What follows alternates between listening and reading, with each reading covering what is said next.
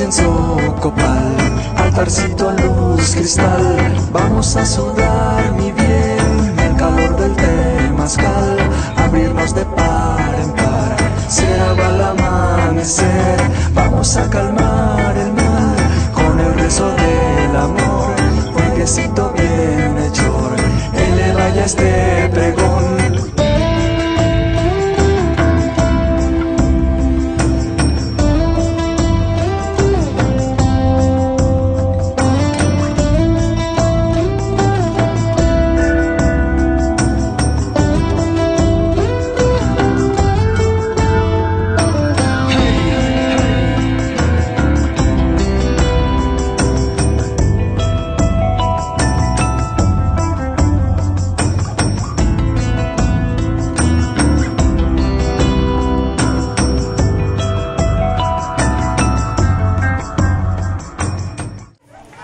Bueno, nosotros estamos pues defendiendo nuestro territorio por lo que ahí nosotros hemos nacido y ahí mi padre está enterrado y toda mi familia están allá. Nosotros estamos defendiendo porque nosotros, nuestro territorio, somos libres para ir a trabajar en una parcela, en un monte. Nosotros podemos cambiar a donde nosotros queremos ir a trabajar, a hacer los chacos, para sembrar, que es los guineos, el plátano. Somos libres para poder trabajar, nadie nos va controlando. En los chacos tenemos lo que es el jacú, la yuca, el plátano, el arroz, el maíz, la papaya y todas esas cosas. Lo tenemos nosotros en nuestro chaco, no lo compramos. Y de la carne vivimos de los animales del monte, silvestre, ¿no? Uno sale a cazar y se trae para su taitetú, para su guaso, su jochi, y ya tiene para comer con su familia. Y de los peces tenemos bastante laguna. Donde vivimos es la única parte que se mantiene con todo lo que es la naturaleza y creemos de que eso nos está dando vida como pueblos indígenas, es nuestro mercado grande. Porque también nosotros como pueblos indígenas no queremos perder eso, ¿no? Esa sabiduría que tenemos, por decir, cuando uno va a cazar, ¿no? Sabe cuántos animales va a cazar, no va a acabar con todos los animales, como otra gente no lo va a hacer eso. Si ve 100 animales ahí que es para comer, lo va a acabar, pero en cambio nosotros como pueblos indígenas siempre solamente se caza para que la familia coma, no para que tenga diariamente, ¿no? Pero eso lo va conservando, ¿no?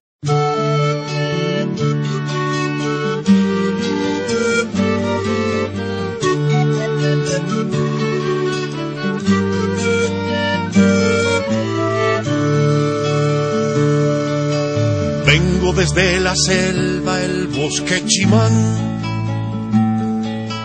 donde niño y serpiente tienen su hogar. Vengo desde la tierra que ya no está, donde antes se vivía en libertad. Vengo a decirles que allá siembran dolor, el que depreda mata y corta la flor, el que mancha los ríos, el talador. Coraje, coraje. Lo que quiere el gobierno más que todo es hacer una carretera por el medio del Tignis. Y nosotros, los indígenas, no queremos. ¿Por qué? Porque una vez haya esa carretera, ya el parque ya no va a ser, como se dice en otras palabras, o sea, se van a entrar todos, los cocaleros, los que sacan madera, ya no vamos a tener donde pescar, o sea, se van a terminar los pescados, se van hasta los animales. Decimos que la carretera continúe, pero que no vaya por el corazón del Timni. Es decir, que no atraviese nuestro bosque, porque el gobierno lo que le interesa es los recursos de nuestro territorio, ¿no? Entonces hemos hecho la demanda que se haga la carretera bordeando más que sea por el Timni. Esta carretera no es para unir el Beni con Cochabamba, es para unir Rondonia con Arica, es para unir los productos de origen brasilero a un mercado asiático. Gran parte de las políticas camineras que existen en el país están ligadas también a una actividad de exploración de hidrocarburos. O sea, donde se están construyendo caminos tienen que ver con penetración de empresas petroleras. Y muchas veces los análisis se lo han visto desde una perspectiva únicamente nacional. Y yo creo que es importante verlo que hay intereses nacionales, hay intereses de grupos, de gremios, de sectores, pero que también está obedeciendo a políticas que son mucho más grandes que nosotros, ¿no? Que son a geopolíticas, económicas, responde a las transnacionales.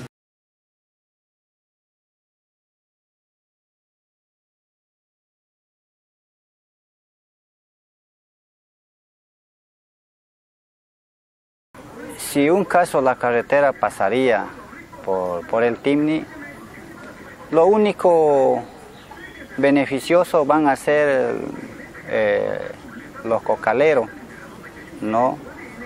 Porque nosotros como comunidad no va a ser beneficiosa esa carretera. El otro factor de presión son los cocaleros que están en el polígono 7, que ya habían invadido áreas del parque, ya habían decidido que se desmarcaban de la TCO porque ellos adoptaron el sistema de la propiedad privada, y era tala, siembra de coca y básicamente pozas de maceración y fábricas clandestinas de pasta base. Eso está clarísimo. Los cocaleros en esta zona son la base social y la base política más importante que tiene el presidente Morales, y que ven en el área del Parque Isidoro Secure un área de expansión para su cultivo de coca. Yo creo que todo el mundo lo sabe, ¿no? De que si pasa esa carretera por medio del territorio indígena y Parque Nacional Isidoro Secure, se va a partir, pues, se va a partir el territorio. La gente que inmigra, ¿no?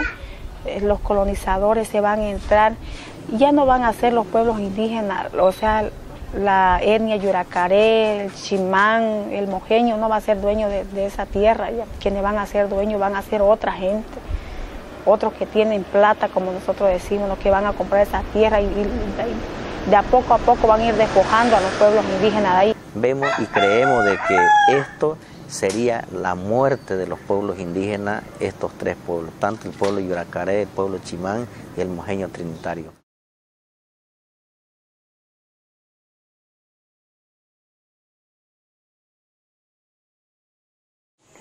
Yo, más que todo como mujer, yo hablo en nombre de mis hermanas mujeres, porque nosotros nos consideramos que como gente indígena, disque que somos pobres.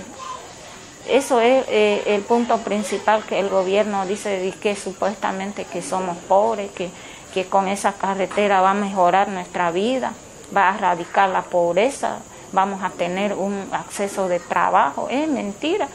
El pobre es lo que viven en la ciudad. Donde hay carretera y hay gente indígena, viven más pobres que cuando no había carretera. Primero porque ya no tienen los ríos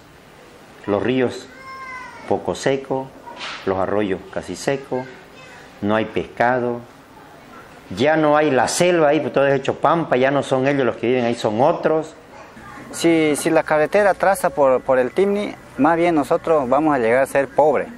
Ahorita que todavía no traza la carretera por el Timni, nosotros somos ricos. No quiere que nosotros tengamos tierra, por nada más él nos trata que somos flojos, porque no lo trabajamos la tierra. No es porque seamos flojos, nosotros lo cuidamos y lo vamos a cuidar porque van a llegar nuestros hijos, van a tener hijos nuestros hijos, y esos hijos tienen que trabajar esa tierra, tienen que vivir feliz, tienen que vivir tranquilo.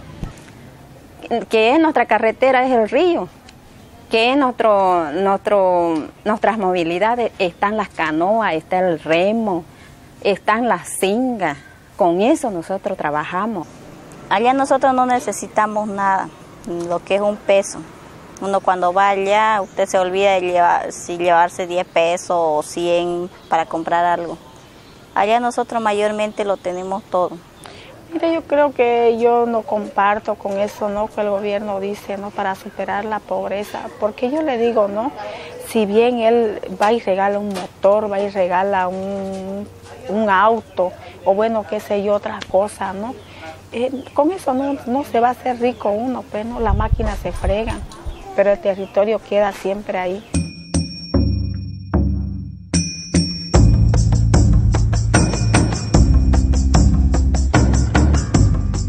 Hay pues toda una lógica desarrollista, convencional, de la vieja izquierda, que creen que hacer desarrollo es hacer grandes hidroeléctricas, donde la recuperación, digamos, de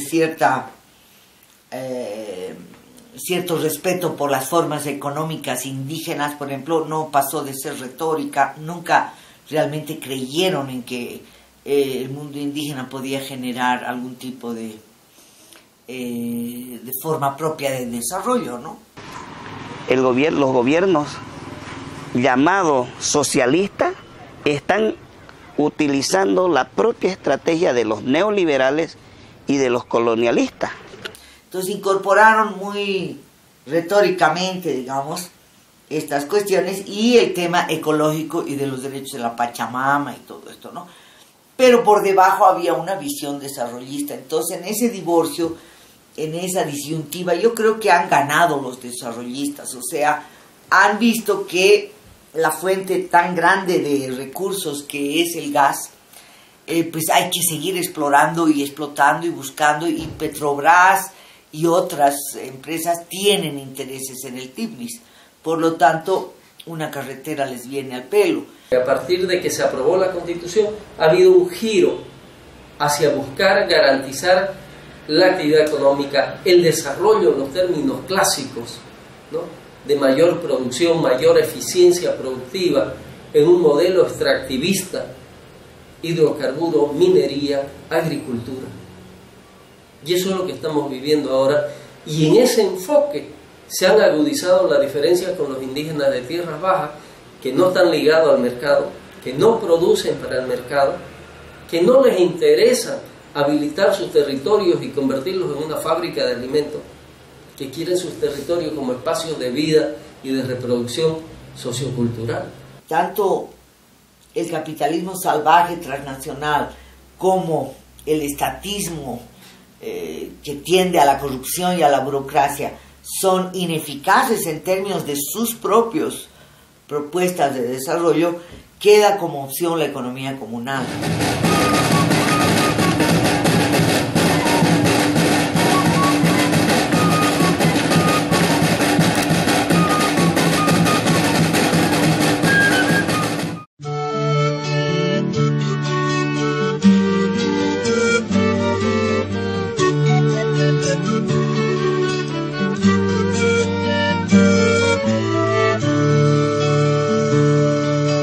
Vengo desde la selva, el bosque Chimán, donde niño y serpiente tienen su hogar. Vengo desde la tierra que ya no está, donde antes se vivía en libertad. Vengo a decirles que allá siembran dolor. Evo realmente representa un tipo de empresario campesino pequeño, fuertemente vinculado al mercado, con proyecciones individualistas y empresariales. El gobierno es secundariamente indígena y primariamente campesino mercantil. Evo Morales sí llegó a una alianza social y política con los sectores campesinos, indígenas. Es indiscutible que si no hubiese sido esta alianza que desarrolla los pueblos indígenas de tierras bajas, encabezados por la CIDOP, con el gobierno del presidente Morales, no hubiéramos tenido la constitución política que tenemos ahora. Una constitución que reconoce ampliamente los derechos de los pueblos indígenas, que ofrece una serie de garantías a esos derechos. Y lo iniciamos nosotros los pueblos indígenas. Y todo el cambio que hay en Bolivia es gracias al movimiento indígena del Oriente, Chaco y Amazonía. Los indígenas, a costa de sufrir represalias muy graves, apoyaron a Levo contra la oligarquía de su propia región. Y este ha sido un acierto de los indígenas de Tierras Bajas, apostar por esa alianza, avanzar en esa alianza. Yo creo que esto caracterizó el primer gobierno de Evo Morales, 2006 al 2009. A partir de aquí, 2009, uno puede ver que el gobierno empieza a cambiar. Y en el tema tierra, yo te lo señalo con algunas propuestas políticas. El 2006, el presidente Morales habló de una revolución agraria que se caracterizaba por un componente, un contenido eminentemente redistributivo de la tierra. Esto pasaba por una reforma agraria en el país. El 2010, el presidente Morales habla de una revolución productiva. El 2011 se aprueba la ley de la revolución productiva, en la que se dice bienvenidos los transgénicos, ¿no? Bienvenidos los agroquímicos, bienvenida a la ampliación de frontera agrícola, se da seguridad jurídica a la propiedad privada a cambio que garanticen producción y seguridad alimentaria. Ahora, en este nuevo Estado plurinacional de don Evo Morales, cuando llegó diciendo dar tierra para los indígenas, oportunidades nuevas para los indígenas, el saneamiento agrario, esos temas no han avanzado. No han avanzado. Lo que ha hecho Evo Morales sí dar resoluciones de todos los documentos que ya habían terminado los anteriores gobiernos y que estaban para solamente la firma, como decimos nosotros, y para que se entregue. Pensamos que iba a haber un gabinete compartido. 10 hombres estudiosos, 10 indígenas. De la Amazonía, del Oriente, del Chaco, del Occidente y del Trópico. ¿Ah? Porque cualquier conflicto lo iban a llamar a esa persona, decir, a ver hermano, vaya y consulte con sus hermanos. Un país donde 62% de la gente se autoidentifica como indígena y que de más de 130 y pico escaños en el Parlamento, solo 7 son indígenas. O sea, es reducido a una minoría absolutamente irrelevante. No hay en su gabinete que me demuestre en la actualidad si hay un indígena de ministro del Oriente y del Chaco y la Amazonía, desde que entró Evo Morales. Porque Evo Morales sabe perfectamente lo que es el trópico de Cochabamba y lo maneja como en La Palma, pero él no sabe nuestra vivencia de la Amazonía, de las 34 nacionalidades, no sabe. Sí, de hecho el Estado está más centralizado que nunca y efectivamente las autonomías indígenas son absolutamente subordinadas, están además recluidas en territorios muy restringidos, han convertido una mayoría demográfica en una minoría políticamente hablando, han neutralizado, digamos, el potencial de alternativas tanto económicas como políticas que tenían los movimientos indígenas. Entonces, efectivamente, en la Constitución lo plurinacional está totalmente culturalista, está recluido en lo simbólico, en la huipala, no hay ninguna realmente atención al carácter plural, por ejemplo, de la economía. Y no hay una atención a la descolonización. El Viceministerio de Descolonización es un fragmento totalmente chiquito e inoperante del Ministerio de Culturas. O sea, es una folclorización de lo indio. A eso se reduce la descolonización, a usar trajes, a, qué sé yo, a hacer ceremonias, pero no va al meollo de la cuestión, que es hacer de la episteme indígena una propuesta alternativa a la occidental, ¿no?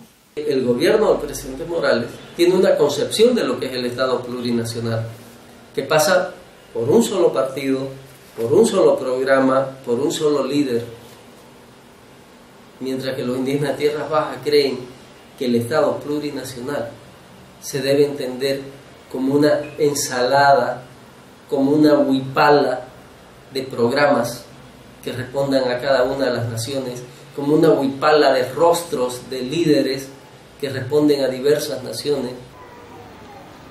Entonces, eso es lo que nos preocupa ahora, eso es lo que nos hace estar de pie para luchar y defender esa casa grande, que es la que garantiza nuestra existencia como pueblos indígenas, para nosotros, para nuestros hijos y para los hijos de nuestros hijos y para el futuro del país y el mundo. Van a ser nuestros hijos y los hijos de nuestros hijos van a vivir en esa tierra, van a vivir libremente, y nosotros queremos que el gobierno respete a los pueblos indígenas. Creo que el poder de estas transnacionales, el poder de estos dueños del mundo es tan fuerte que aún un gobierno de tipo nacionalista como el de Evo Morales tiene que pactar y ceder paulatinamente con ellos poco a poco. Y esto es lo que se critica y esto es lo que nos parece decepcionante, ¿no? Alguien en quien sí hemos creído en su fuerza para defender los recursos naturales de una posición de dignidad, para defender lo nacional aliado a lo popular, a lo indígena, esté generando concesiones a pesar de lo que él quisiera, pero las está generando y está permitiendo que cada vez se asiente con mayor fuerza este capital transnacional.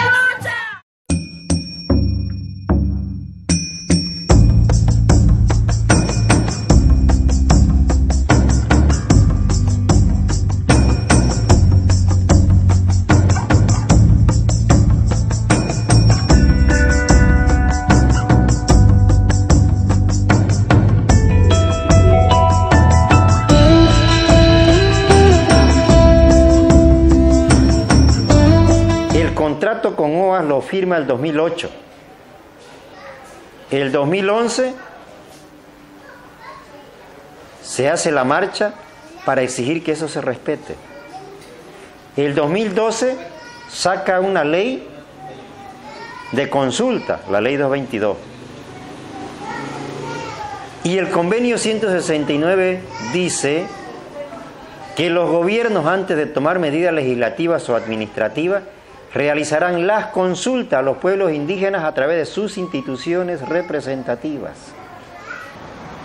Nosotros hemos dicho que la consulta ya es fuera de tiempo porque el gobierno había hecho un convenio anterior, 2008, 2009. 2000. En esta consulta post, que ha sido una consulta tan maniobrada, la pregunta no ha sido si quieren carretera o no quieren carretera. La pregunta es si quieren intangibilidad o desarrollo. Intangibilidad o desarrollo, porque la gente ha pronunciado por desarrollo versus intangibilidad, sin discutir qué tipo de desarrollo, y desarrollo se interpreta como carretera. Ya ha sido de una manera así, totalmente colonial, digamos. La intangibilidad yo creo que la ha metido el gobierno para justamente meter la trampa para que luego la gente diga, pero ¿cómo no vas a poder tocar O sea, porque, digamos, una reserva extractivista como la que tenían los seringueros en el norte de Brasil no es intangibilidad, es un tipo de uso del bosque sin destruir el bosque. Bueno, eso era lo que debía haberse incluido en la ley 180. El gobierno, a partir de ahí, lo que creó fue una ley de consulta y generó todo un aparato para lograr una consulta favorable de los indígenas. El gobierno ya tenía el contrato para hacer la carretera, tenía los proyectos, había dado plata, había contratado empresas, pero estaba haciendo una consulta sobre la carretera a los indígenas, con una ley en la que no se reconocen las organizaciones indígenas existentes. Cuando ya iba a empezar la consulta, el gobierno empezó a adentrar con el ejército, con la fuerza armada boliviana, llevando motores, llevando paneles solares, llevando algunos proyectitos de tanques de agua, de escuela, lo que nunca antes había hecho después de sus 5 años de gestión. El gobierno se pasó por encima de nuestras estructuras y se fue directamente a las comunidades. Entonces nunca fue libre, nunca fue informada y nunca fue de buena fe. Por eso esa consulta no cumple con los estándares internacionales.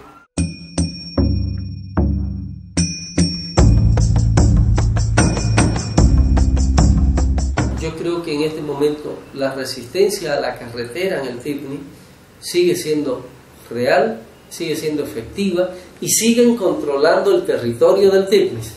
Creo que esto es importante. La diferencia hoy es que la lucha está centrada en ese nivel local. Y creo que esto puede ser peligroso en el sentido de que el gobierno puede movilizar fuerzas sociales, campesinas, hacia el Tipni, o puede movilizar también fuerzas represivas, militares o policiales, y es un territorio demasiado aislado, donde tarda en saberse qué es lo que pasó. Se le otorga a las Fuerzas Armadas mucho papel en el, entre comillas, resguardo de los parques naturales. O sea, empiezan a circular denuncias de que los ecologistas son organizaciones gringas que lo único que quieren hacer es proteger esos recursos como una reserva para explotarlos más adelante. Hay evidentes nexos de estas cosas ecologistas con el RED, con las intercambio de bonos de carbón, con todo este discurso, digamos, que obviamente con la Pachamama tiene muy poco, ¿no es cierto?, de responsabilidad, pero de todas maneras han generalizado a todo tipo de ecologismo el mote de que es una táctica imperialista, ¿no? Y eso empieza a hacer carne, digamos, un montón, o sea, que es como que los ecologistas se oponen al desarrollo, ¿no? Y entonces eso es lo que permite que los milicos entren como la punta de lanza del desarrollo. Y eso es explícitamente una declaración de Álvaro García Linera, que los militares son la punta de lanza del desarrollo nacional, y por eso están en todos los lugares, digamos, inaccesibles para el Estado, están los militares, básicamente en los parques nacionales. Y el gobierno le mete a la policía, le mete el ejército, porque para él le está afectando sus intereses políticos o geopolíticos y compromisos con otros gobiernos de llevar adelante una mercantilización de los recursos naturales. No se habla de la militarización del conflicto que está conectada con intereses no solamente de ideologías desarrollistas, sino de la clásica opción industrial que han fomentado los militares, que es la industrialización de cocaína, ¿no? Entonces, desde Banzer se han abierto carreteras para conectar los laboratorios con los productores de hoja de coca, la carretera al Chapare, desde Barrientos. Entonces, ese es un aspecto que en general en los análisis no se menciona, el papel de los militares como, primero, guardianes de, entre comillas, el desarrollo, y segundo, que se hacen cargo de espacios donde hay ausencia del Estado, donde la sociedad civil está fragmentada y debilitada, y donde por lo tanto se abren como tierra de nadie espacios de impunidad.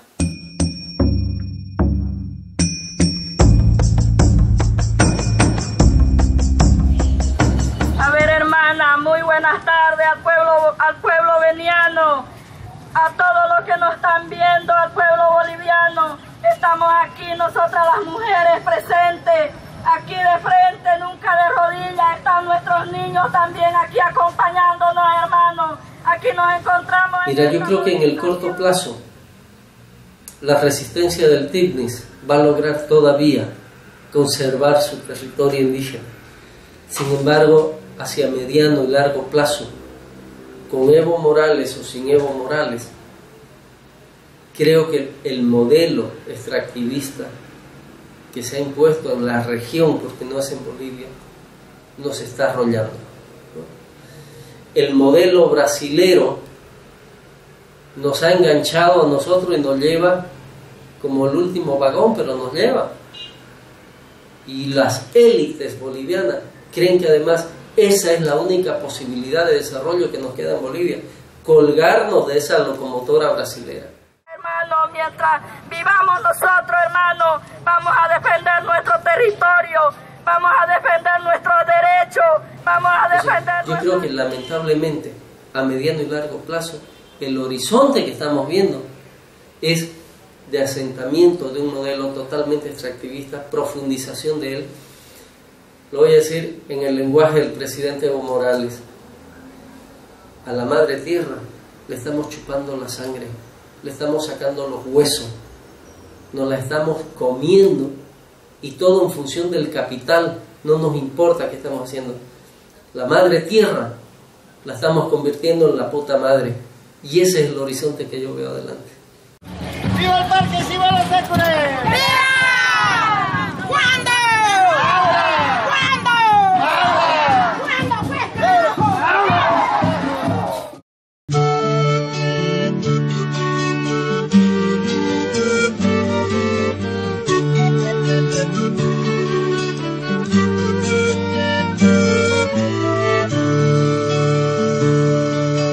Vengo desde la selva, el bosque Chimán, donde niño y serpiente tienen su hogar. Vengo desde la tierra que ya no está, donde antes se vivía en libertad. Vengo a decirles que allá siembran dolor, el que depreda mata y corta la flor, el que mancha los ríos, el talador. Coraje, coraje, la unión hace la fuerza y un corazón.